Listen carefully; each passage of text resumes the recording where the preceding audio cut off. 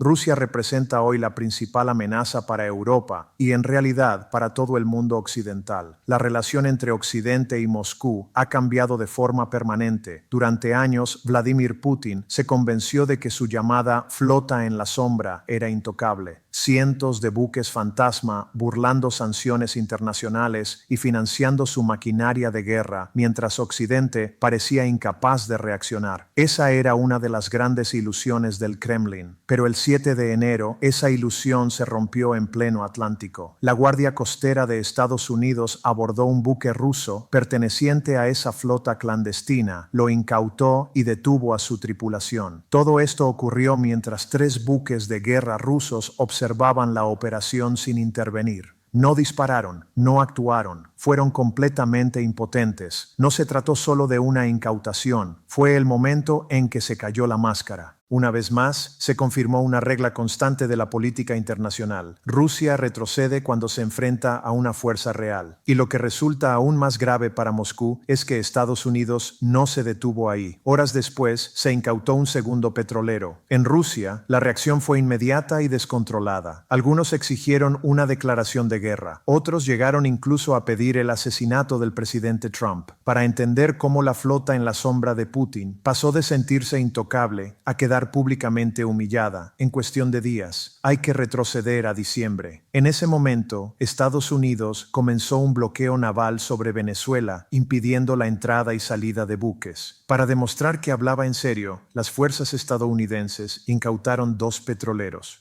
En ese contexto apareció un buque con bandera de Guyana procedente de Irán y con destino a Venezuela. Se llamaba Bella 1. Este barco estaba sancionado por Estados Unidos desde 2024 por transportar petróleo iraní y por presuntamente ayudar a organizaciones vinculadas al terrorismo. Cuando las fuerzas estadounidenses detectaron su rumbo hacia Venezuela, obtuvieron una orden judicial federal para incautarlo. Ante esa situación, el buque dio media vuelta y se dirigió a toda velocidad hacia el Atlántico Norte. Se inició una persecución naval. El Bella 1 apagó su sistema de localización para ocultar su posición, pero la maniobra no tuvo éxito. El día de Año Nuevo reapareció, esta vez navegando bajo otro nombre y con bandera rusa. La tripulación incluso pintó una bandera rusa en el casco, con la clara intención de disuadir a la Guardia Costera estadounidense. Para reforzar la maniobra, el Kremlin envió 2 buques de guerra y un submarino para escoltar al petrolero de regreso a aguas rusas. Putin apostó a que Estados Unidos no querría arriesgar una escalada directa con Rusia. Fue un error de cálculo. El 7 de enero, la Guardia Costera estadounidense abordó el buque. Expertos militares explicaron posteriormente la complejidad técnica de una operación de este tipo. Aterrizajes en helicópteros sobre un petrolero en movimiento, condiciones meteorológicas adversas y semanas de seguimiento previo. Desde el punto de vista militar, el cambio de bandera fue especialmente relevante. Al pasar de una bandera guyanesa a una rusa, Moscú intentó ampararse en el derecho internacional y justificar protección militar directa. Aún así, la operación se completó con éxito frente a las costas del Reino Unido. Los buques rusos enviados por Putin observaron la escena sin intervenir, mientras Estados Unidos se hacía con el control del petrolero y detenía a la tripulación. Y como si no fuera suficiente, pocas horas después, Washington repitió la operación con otro buque. El Comando Sur de Estados Unidos anunció la incautación de un petrolero sin bandera, parte de la llamada Dark Fleet, que operaba en aguas internacionales realizando actividades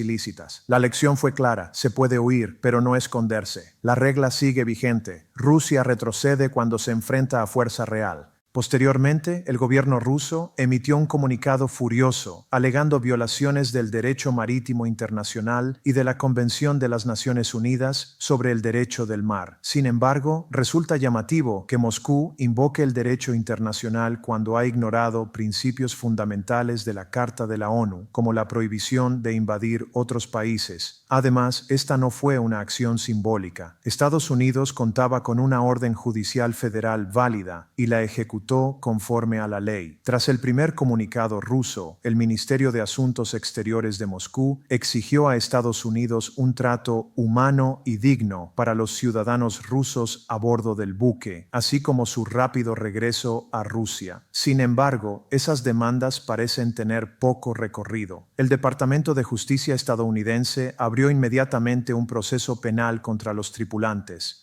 Funcionarios estadounidenses confirmaron que el petrolero Bella 1 fue incautado en el Atlántico Norte en virtud de una orden judicial federal tras semanas de seguimiento. Se trataba de un buque perteneciente a la flota clandestina venezolana que transportaba petróleo sancionado. La tripulación quedó sujeta a procesamiento penal conforme a la legislación federal estadounidense. En Rusia, la reacción fue visceral. Altos cargos políticos recurrieron a una retórica beligerante. El primer vicepresidente del Comité de Defensa de la Duma llegó a sugerir ataques con torpedos contra buques estadounidenses. Declaraciones que, más allá de su tono agresivo, revelan frustración y una desconexión peligrosa de la realidad estratégica. Al mismo tiempo, analistas rusos reconocieron públicamente que el Kremlin había provocado esta situación. Un influyente bloguero militar ruso admitió que Moscú primero reclamó el petrolero como propio, luego fue incapaz de protegerlo y terminó exponiendo la inutilidad de las amenazas diplomáticas vacías, un intento de proyectar fuerza sin respaldo real que acabó en ridículo. Mientras tanto, el presidente Trump publicó un nuevo mensaje subrayando el papel central de Estados Unidos dentro de la OTAN.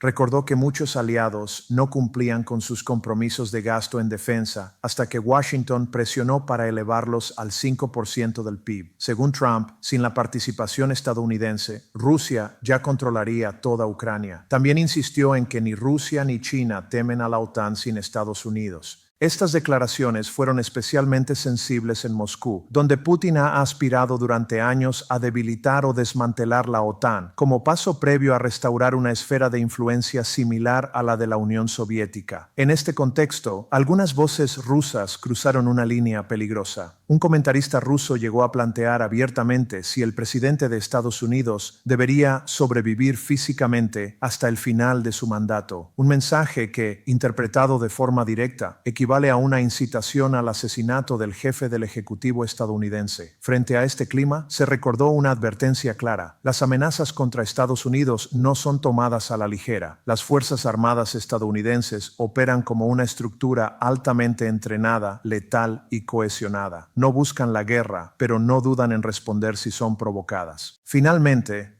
el enfoque se trasladó al impacto mediático del conflicto. Plataformas como YouTube han restringido y desmonetizado contenidos que muestran la realidad de la guerra moderna, incluidos ataques con drones o imágenes del frente. Ante esa censura, el equipo responsable lanzó su propia plataforma independiente, sin publicidad ni restricciones, financiada directamente por el apoyo del público. El objetivo declarado es ofrecer una cobertura sin filtros del conflicto y de la política internacional contemporánea, alejándose de las limitaciones impuestas por intereses comerciales. Una apuesta por informar sin concesiones en un momento en el que la propaganda, la desinformación y la intimidación forman parte central del campo de batalla político global.